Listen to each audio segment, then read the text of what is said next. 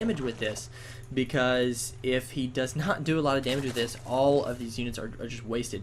But he does have this +1 attack to this interceptor, so he's actually just now getting Warp Gate. It's so extremely late because he did get that +1 attack, and even starting another carrier. This carrier is just eating through this queen.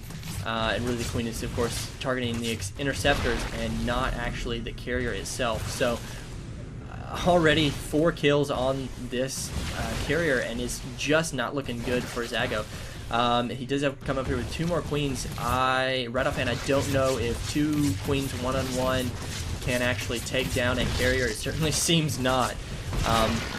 Of course, he does have this evolution chamber, so he can go up, and he does have his 2 spore crawlers in his natural, so it's not going to be a problem. And actually, Kefka needed to pull back a little bit earlier than that. Just do all that damage and then pull back. You've done all that damage, affected the mining time of your opponent, and you still have the carrier. If he had pulled back, taken both these gases, it looks like he's going to want to continue producing these carriers. Carriers are so gas intensive that you really normally you don't see them of course at all, or very sparingly in professional level play, but you don't see them off any less than 2 or 3 bases just because of the amount of gas you'll need. And so Kefka is going to come out here with his carrier here and just see what he can do. Zago needs to, I'm pretty sure can spot this Stargate here with this Overlord, which again is an excellent position.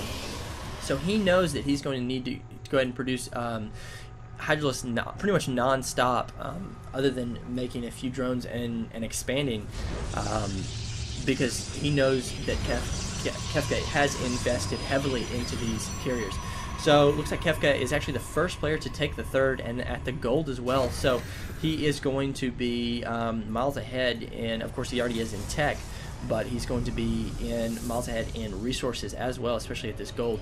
Now we are seeing Zealot legs here at the Twilight Council. So Zealots work so well with carriers, just because you have all these minerals left over because you're spending all your gas. So definitely a good idea to go ahead and get lots of Zealots. Now we actually see that Kefka is double expanded, which I absolutely love this decision. Usually when you see a double expansion by a player, it's from a Zerg player, just because they can get away with that, they think.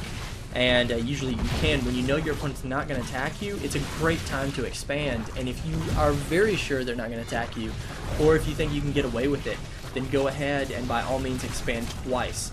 And it looks like Kefka is going to be chased out of this base with just actually a few hits on hull damage, taking down the shields completely. So it looks like the hatchery has just now started for Zago.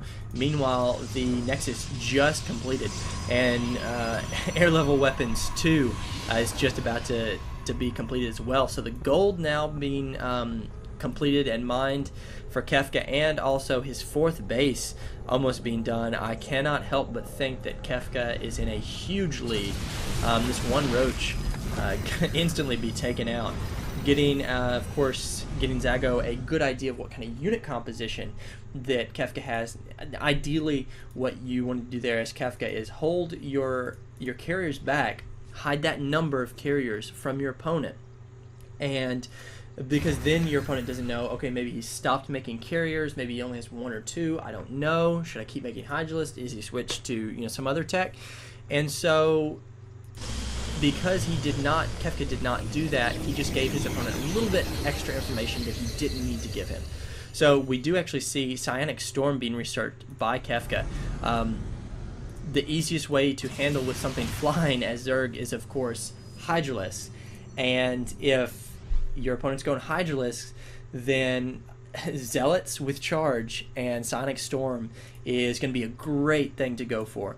So I think that Zago is going to be in a tough position here when Sonic Storm finishes, and we've already got a couple of High Templar up for Kefka.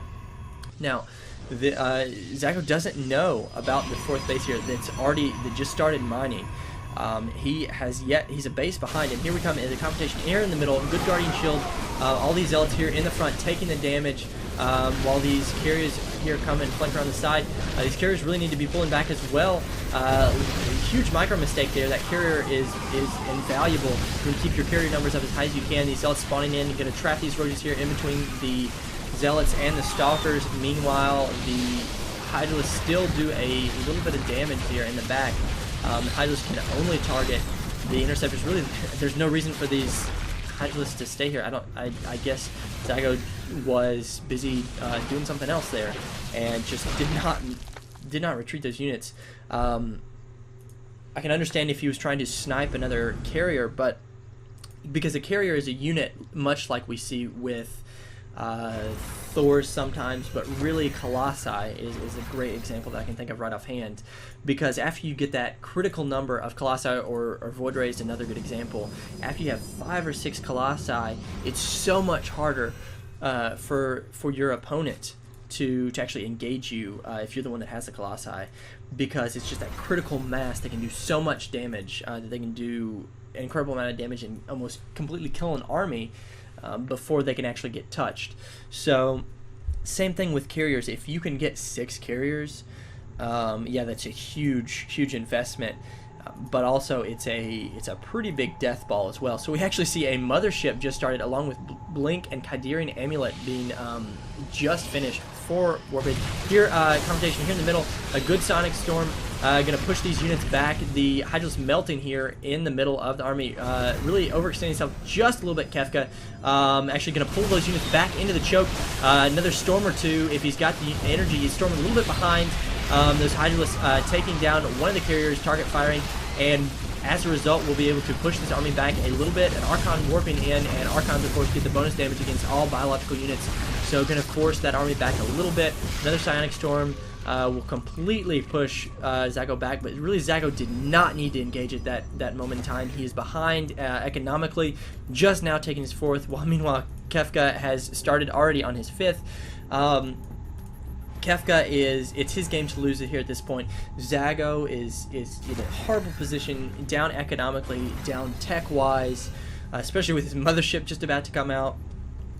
He needs to be playing catch-up, which means you need to attack your opponent when he's weakest. So really, Zago needs to be scouting around the map here at this point. And actually, Kefka, I guess, just didn't know about that. I don't know why he's attacking right now. Zago needs to hold off as long as he can and get some better unit composition out than Hydralisks and Zerglings, because of course those are going to instantly melt to Psionic Storm and of course all the carriers. So that's just not a good idea at all to do. That Archon does get taken out, and that High Templar. But here the mothership is just now coming out, and really it's completely game over for Zago. Attacking there was a horrible idea. He's behind. He needs to catch up in little ways, like harassing his opponent's mineral line, killing some probes, trying to go for key tech structures, not for directly attacking his opponent. So I just expect GG at any moment, because this game is over. Yeah, and there is the GG. So thank you, GOM, so much for this opportunity to cast this game and show you what I've got. I would love the opportunity to work with y'all over there at GOMtv. So thank you guys. This is Charlie and album cover Anderton signing off.